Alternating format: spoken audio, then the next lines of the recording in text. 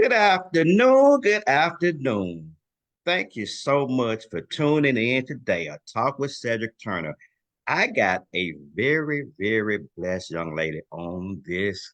Listen, on this podcast today, is she gonna share some testimony to you to make you get up and shout like you do in church? And her name is Miss Carolyn Michael Banks. She is the owner and founder. Say the owner and founder of a tour of possibilities. It's an African American history sightseeing tour company of Memphis, Tennessee.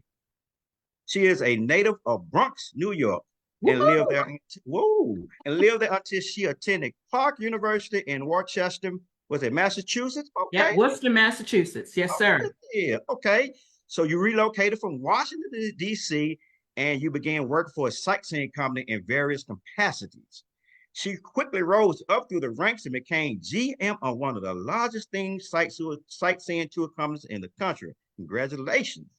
Thank you. Miss Banks, she's certified with the City of Memphis Small Business Enterprise, the SBE program, Minority Business Enterprise, the Shelby County Locally Owned Small Business, Shelby County Schools, Minority Business Enterprise, and Memphis Shelby County Airport Authority. And also, she is a member of the Disadvantaged Business Enterprise. And today, Miss Carolyn celebrated 10 long years in business. Congratulations, Miss Carolyn. That is such a blessing. That is a Thank you. blessing. Yes, So, it so is. without further ado, Miss Carolyn, I want you to jump on in and just give us a brief history about, we want to hear, because God is very important in anything that we do in life. So we want you to tell us what God has done for you and your business and the trials and tribulations you have experienced thus far. Take it away, Miss Absolutely. Carol. Thank you. Thank you so much, Cedric, for giving me this opportunity. And I never take this opportunity for granted because you didn't have to talk to me, but you chose to, and I thank you. And my business is really a result of someone telling me that people don't want to know about African American history. That's how it really got started. So I started my tourism career in Washington, D.C. What a perfect place to start. And as you mentioned in the bio, that I had a chance to work for a very large sightseeing national tour company. And when I became general manager, I decided to add some African American history because it wasn't there and it needed to be there. And I did all the research, got everybody trained. I'm thinking this is the best thing since sliced bread. My CEO calls me, and I just know he's going to pat me on the back, and he says, "What's all this black stuff?" And my first reaction is, well, was there grease on the seat? Do I need to send somebody a check? Because I can do that. I'm a good GM. And he said, no, it wasn't grease. However, I'm getting calls and I'm getting letters that people are too uncomfortable with this information. Now, this is 1989. And how interesting it is that we're still having the same conversation, that people are too uncomfortable with facts, not stuff I'm making up out of my head, but pure facts and history, to be specific. So long story short, I get transferred to work in Savannah, Georgia. I opened up their operation there. I get transferred to Philadelphia, Pennsylvania, and open up and launch their operation there. And then I get downsized. Now, Cedric, I'm like, Lord, you had me move all over the place. Why? How could this be happening to me? But what I didn't realize was that I had prayed about that. And my prayer was, God, if I ever have a chance, if I ever have time, I'd start my own company so I can have in it what I want to have in it. And it was as if God said, well, daughter, you got all the time in the world because you don't have a job. So, and that's how I got my business started in Philadelphia, Pennsylvania. And that was an experience. The whole journey has been an experience. But the icing on the cake, can I tell you the icing on the cake after I get downsized and I'm in Philly, I know no one other than the people who I hired. I ended up meeting the man of my dreams who put a ring on it. Yes, he did. And Watch out, he man. lived and he lived in he was from Philly, but he lived in Memphis. And that's how I got from Philly to Memphis. And I'll tell you, Memphis is not exactly on my list of places where I thought I was going to be living. But he ordered some steps truly out of my realm of where I thought I was going to be.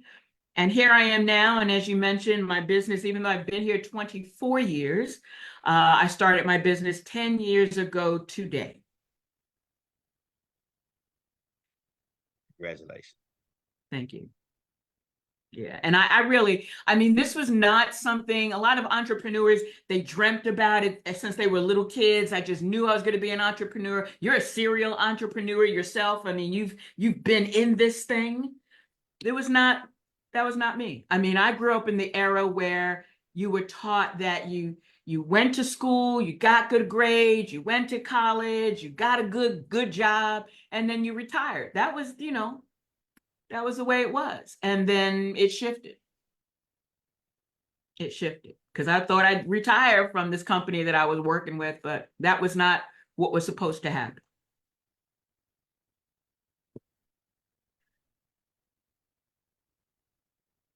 So and when people talk about entrepreneurship, and I look at just the name of my company, a tour of possibilities, was because I was raised to believe that all things were in fact possible. And one of the first things I saw, because reading scripture is good, going, you get all the stuff, but when it happens, when the rubber meets the road, that's really when it kind of sinks in sometimes. So the whole thing about possibilities really became clear for me when I was 14 years old. And my mother comes home. She was working at Harlem Hospital. She comes home and she says, so Carolyn, you want to go to Africa? I'm like, sure, Ma. We'll go to Africa. We'll go to the moon, a month after. Because for me, it wasn't that I didn't want to go, but I was sitting on the 6th floor in the projects in the Bronx. And going to Africa, I knew was not on the list of things we were going to be doing. And she simply said, do you want to go? Because I'm going. And what was happening was most of her colleagues were from Ghana, and they literally chartered a flight back home that was going to be cheaper to go there than it was to go to California. So I spent my 14th birthday in Ghana, West Africa. And that was really one of those things. This had to be nothing but God, nothing but, because on paper, it shouldn't have happened. And that's kind of where the birthing of the name of the company came from when it was time for me to make that move. Because I wanted so badly to tell our story.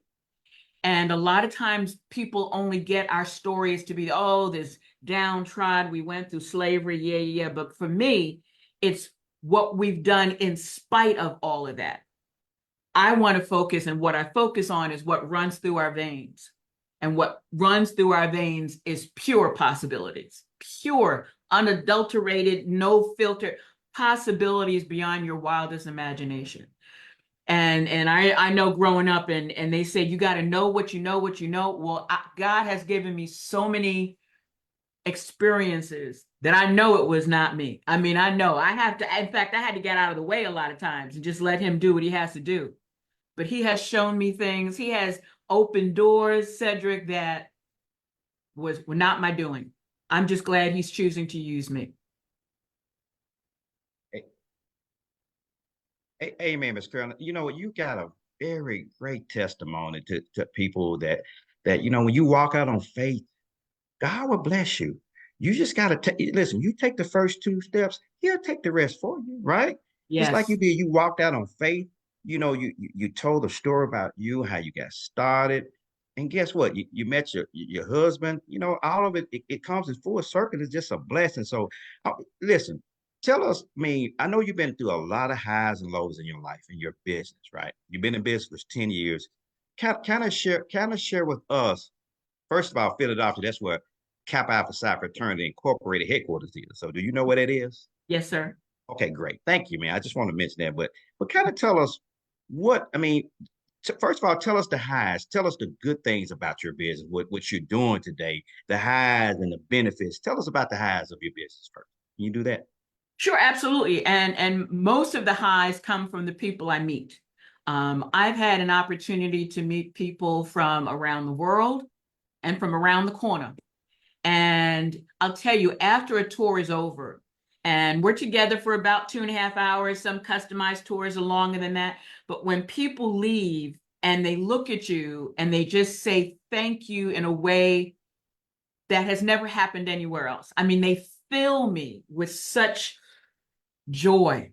And for me, one of the reasons why before I started doing what I'm doing now, I was working for several other companies, and the last company was the Tennessee Lottery. Mm, And that's a whole nother story.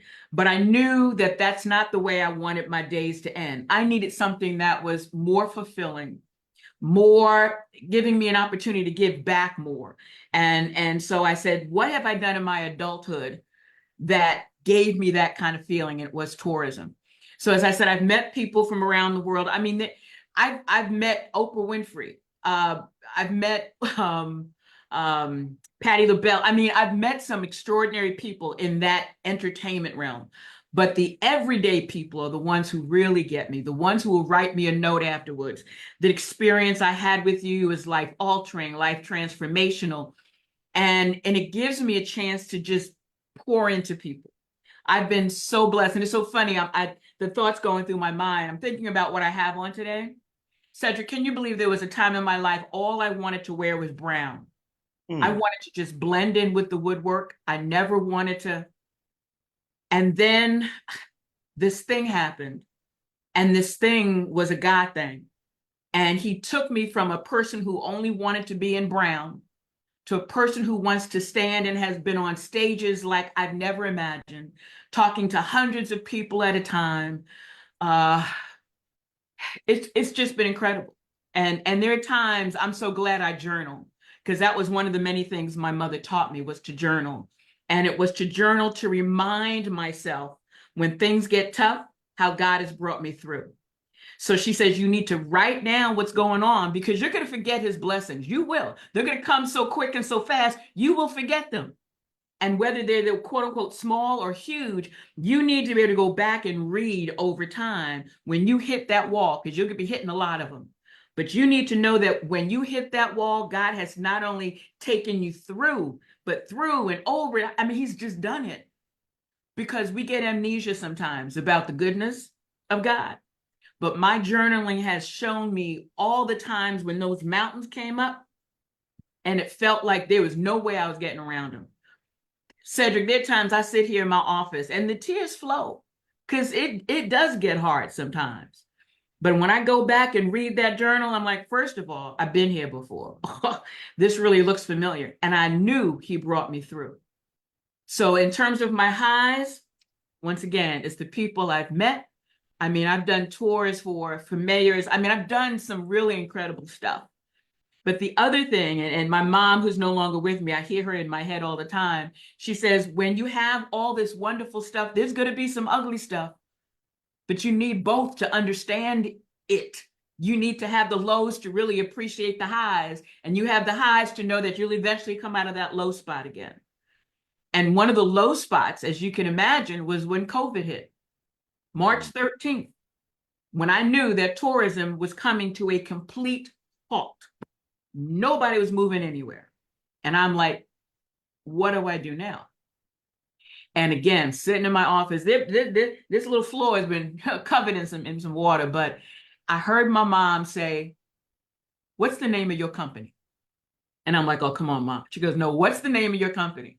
And I said, A Tour of Possibilities. She said, I will say no more, get busy and do something. So what I was able to come up with, thank you, God, and I'll tell you how that happened if we have time, but I started something called the Caravan Tour, which meant people would stay in their cars. I have a 10-passenger van. They would connect to the guide in the van via a Zoom link, and we used only audio, and they would follow the van through the city so they could hear the tour, respond to the guide, ask questions, but we never had to touch. It was all touchless. But that kept me afloat during one of the most difficult times in my business in the tourism industry. I mean, stuff like that. Stuff like that. And the reason why that came about was because 3 years ago, I get a call from Toyota. And Toyota was doing these things called Steeped in History tours, where they would go to a different city every year and do African American history for influencers from that city. And we did this thing where we connected each vehicle via a link. And that's where the idea came when I was sitting in my office, not knowing what to do next. to do that same tour that God had given me 3 years before and kept me through COVID.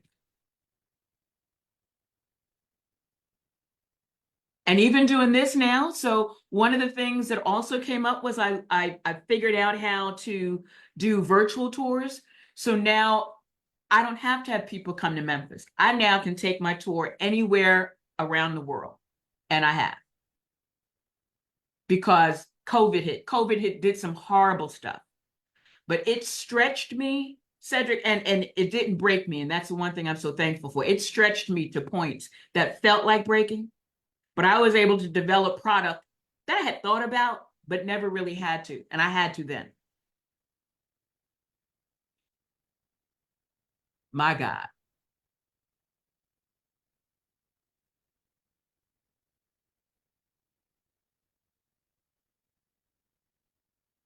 So, Miss Carolyn, yes, sir. so you had to do COVID like a lot of us did back in the day. I think it was, devastating, but at the same time, it taught us a lot. Taught us how to be patient.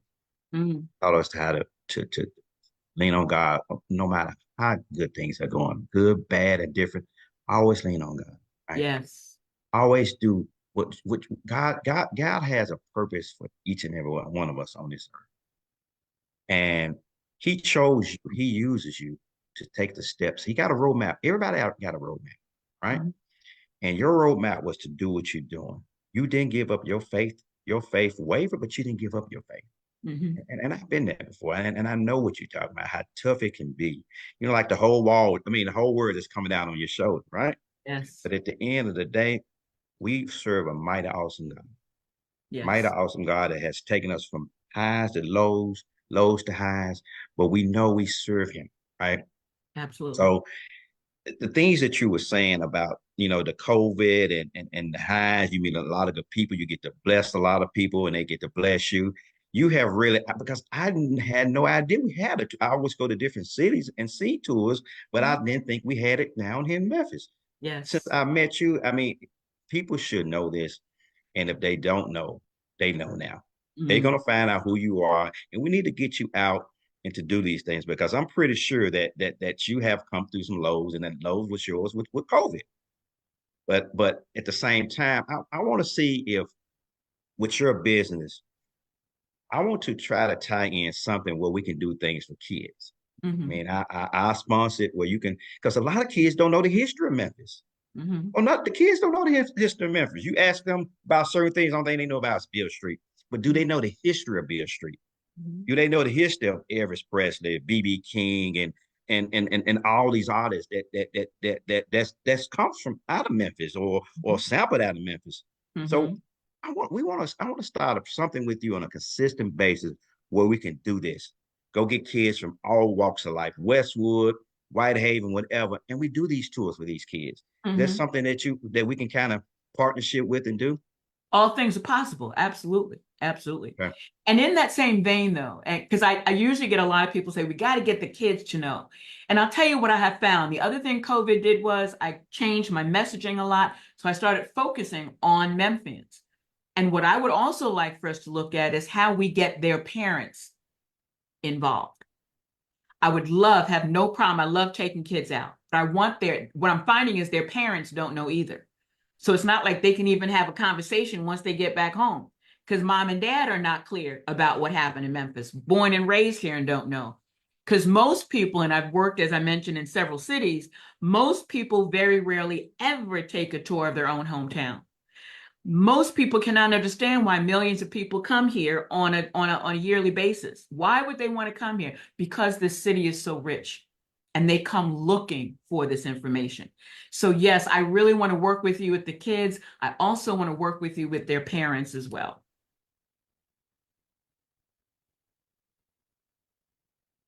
Because there's one thing, and the one thing I have found about doing the tour here in Memphis is that there's so much that's really hidden pretty much in plain sight. And sometimes people will say, well, where do you go? And I can give you a list. But for me, it's the stories in between the sites. So if we start down by the riverfront and then we end up by Slave Haven, for example, the stories in between that. So it's not just going to a site and stopping and taking pictures or whatever. It's the stories that connect the dots. And the thing that this tour has done for me and doing tours in other cities is, first of all, I realized how much I didn't know. I mean, I had a pretty good education, and there's so much I did not know.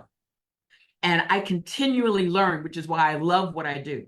Because this is not you learn it and it's done. It's continual, because this history is very present day. Yeah, we have some old history, but we got some stuff happening right now that is history because it happened yesterday. But if you're not understanding what happened in the past, you're really not able to see clearly how it connects to today. Because there's nothing today that happened in a vacuum. It's all connected. Everything that has happened is connected. And that's why sometimes when I work with young people, when I say young, I'm talking 20s and 30s, they're thinking a lot of what's happening is new, but there's nothing new under the sun. We're talking about Voting Rights Act, voting issues. This has been a problem in our country for Black folk for a long, long time. This is nothing new. We talk about suppressing the vote. This is nothing new. But if you're not clear about how this has happened before, as it starts to rear its ugly head, we're not able to recognize it and stop it quickly enough. Because we've been to this rodeo before, but we often have to be reminded of what happened before and why we should never allow it to happen again.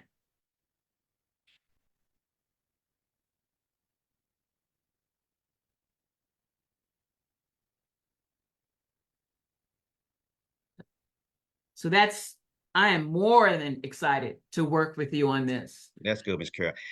That's great. You said a lot of a lot of nuggets in it, and I appreciate it. Let me ask you something. Far as being a African American woman, share the challenges with us. That you have to face with, or do you face with every day? Kind of share some things with us that you can share with everybody, the things that you did to overcome those things.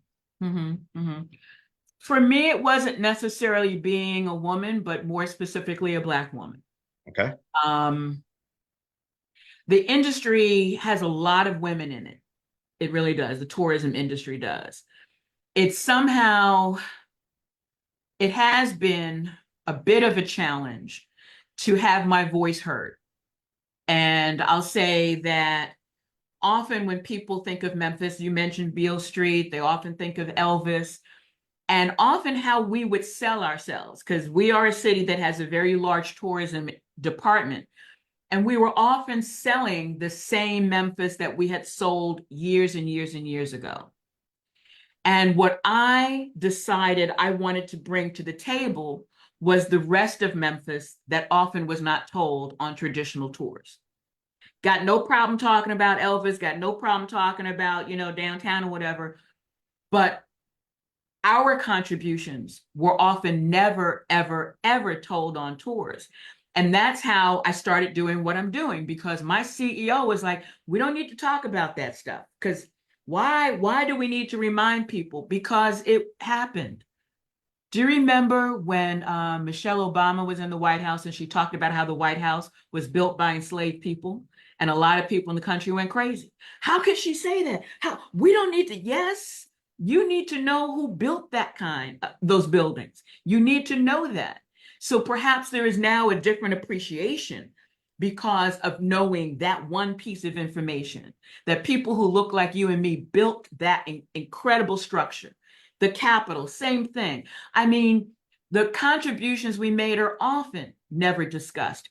And you talk about kids not learning stuff in school. Yes. And it's not just the slavery part. I don't know why people feel like that's the only thing about our history that we need to talk about. We're not talking about inventors. We're not talking about those who have gone before us in terms of education. We don't focus on that either. And so when you don't know, you have a certain view of us. And here's the thing, Sedrick. It's not just white people having a certain view of us. It's often us who have a certain view of us, because we too don't know where we've been. We too don't appreciate all that we've contributed, because often we don't know either. We were often all taught the same things. So if we're all taught the same things, we're looking at things the same way, even if the person I'm looking at looks like you. And if I don't think you're worthy, if I don't think you're worth anything, I'm going to treat you a certain way. And I treat you a certain way because I don't know better. And when we talk about, without getting too deep into what's happening in our city today, I think part of it comes from that.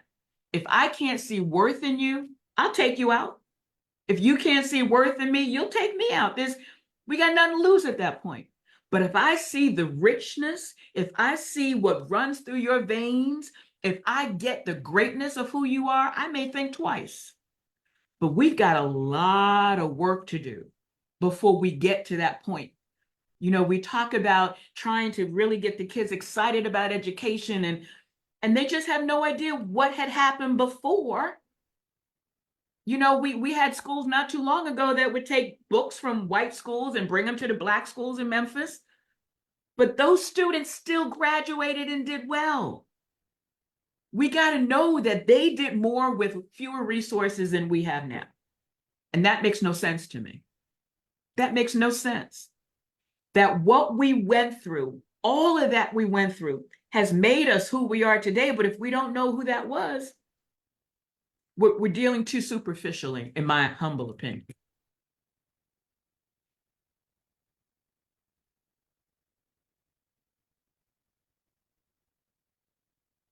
And I'm only pausing because sometimes I can, as a tour guide, I can't stop myself. But I'm pausing to make sure that there's nothing else that you wanted to ask me. But this, I do want to say this. I know I stand on the shoulders of peoples whose names I don't even know.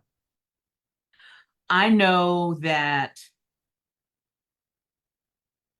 what I can give is because of the number of people who gave to me.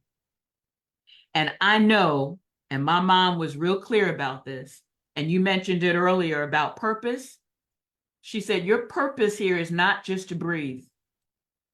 The fact that you are still here means God is not finished with you yet. But don't take each day for granted. You are here. You need to do what you need to do and not just exchange air. She was so clear about that. She says, you've got to be able to leave a legacy. I mean, the legacy she left with me was incredible pride. This was a woman, I have a brother and a sister, and when I was growing up, she's always taking night classes. I mean, always taking night classes. And when I was the baby, I am the baby. And when I went away to college, she goes, well, I'm finally going to go back and get my degree.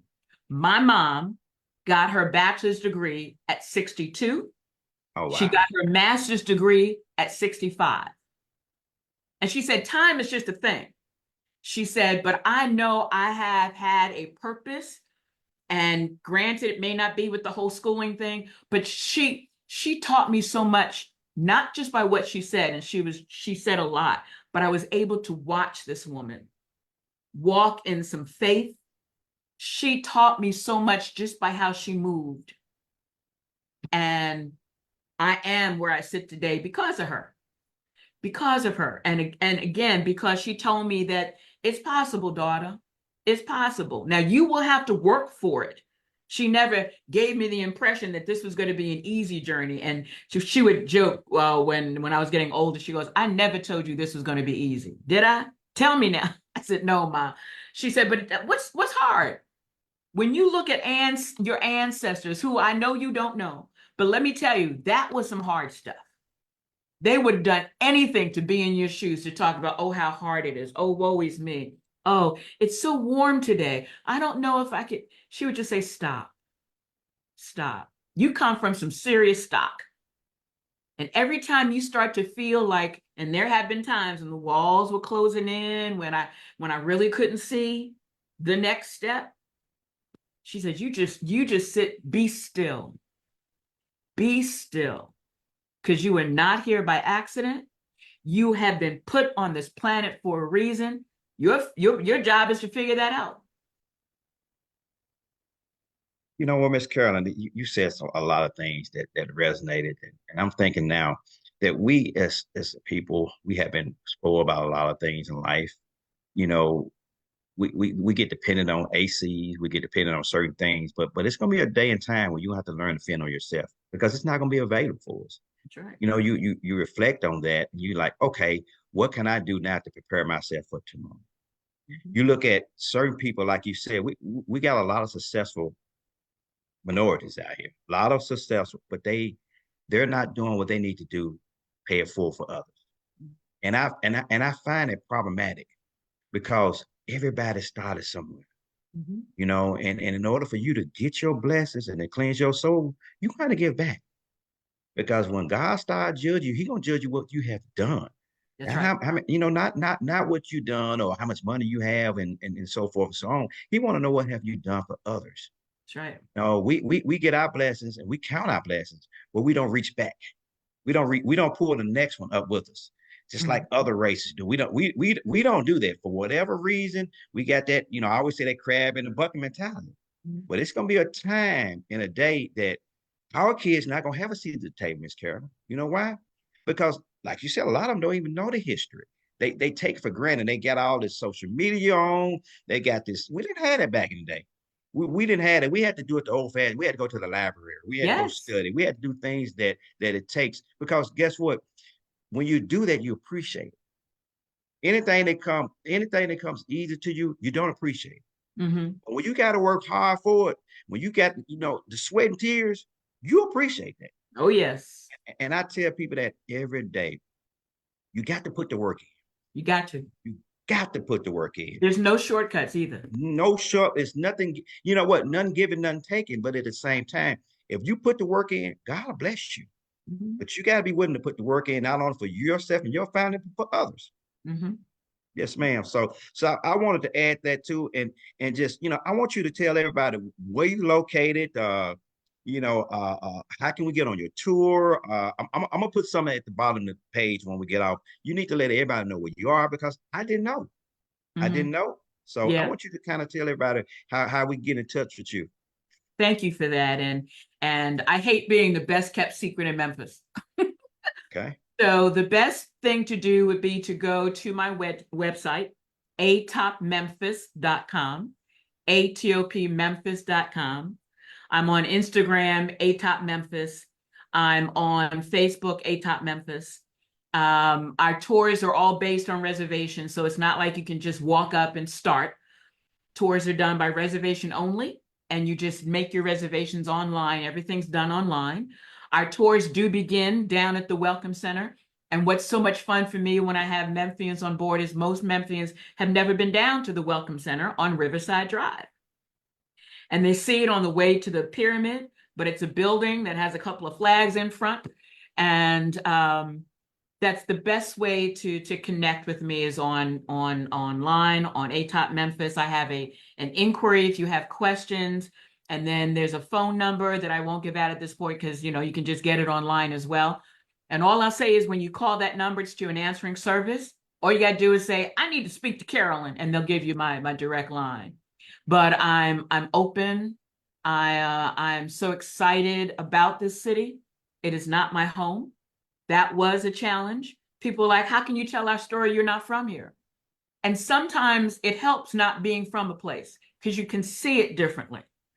If you're born and raised in a place, you've been by that corner 100 times, never thought about it. But I never knew what the corner was. So it's all new. And it was a huge learning curve. Because I'm telling you, there was a point I couldn't get out of downtown. I mean, you know how they put up those detours and they Mhm. never tell you how to get to the next part of the detour? And I have a really good friend who works at MLGW. And back in the day, I would get downtown. And before we all had our own little GPS, only like Cadillac had it called OnStar. So I would call her and say, OnStar, I'm down on such and such a street. How do I get home?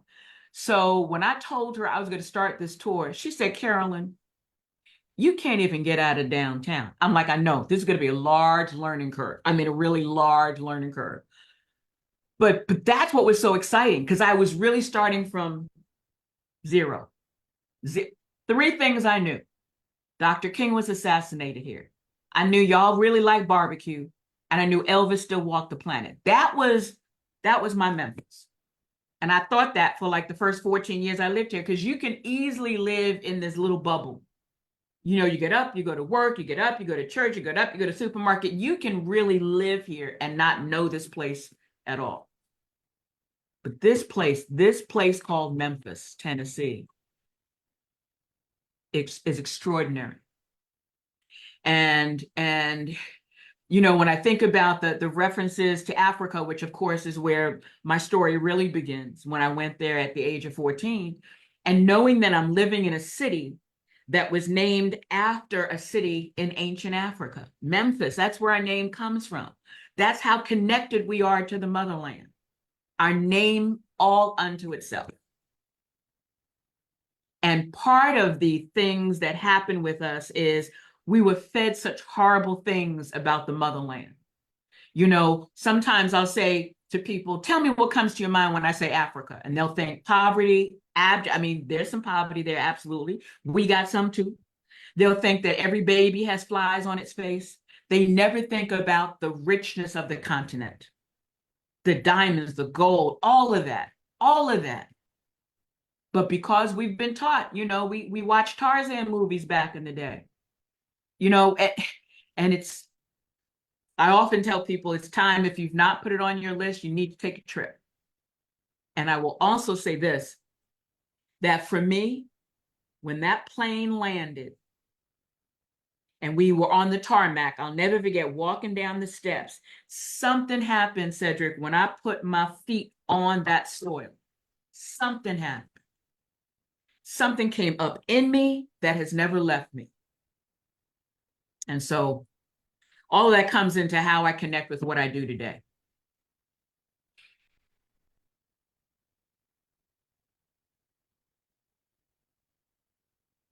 Carolyn, that's a great story. You got a great testimony you share with us, and I appreciate it so much.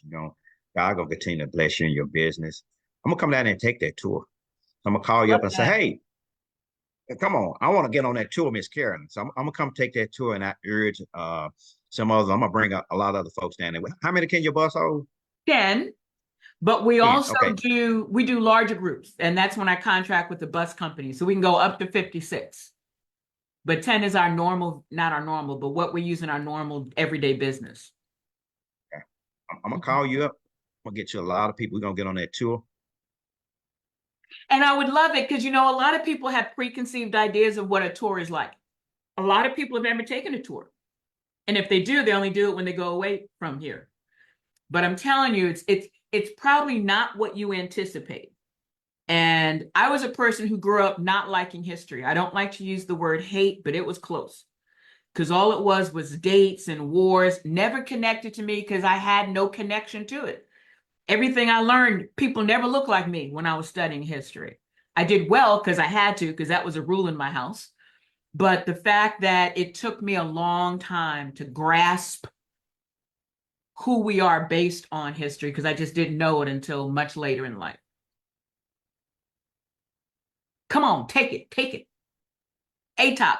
And just so you know, ATOP does stand for a tour of possibilities, but it also stands for a tour on purpose.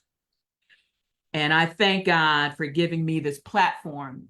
And my prayer is I never want to disappoint my God for giving me this opportunity. So it has to be more than just on your left, on your right, on your left, on your right. There's more. There's so much more. It's only 2.5 hours. Well, listen, God bless you again, and thank everybody who tuned in with you, Miss Carolyn. And I appreciate your time.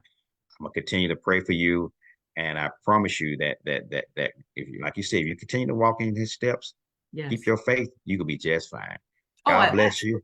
Yes, thank ma'am. you. Thank you so much for your time, and I'm gonna be calling you. Okay. Have a blessed day, Miss Carolyn. Thank you so much. Take care. Bye bye. Bye-bye.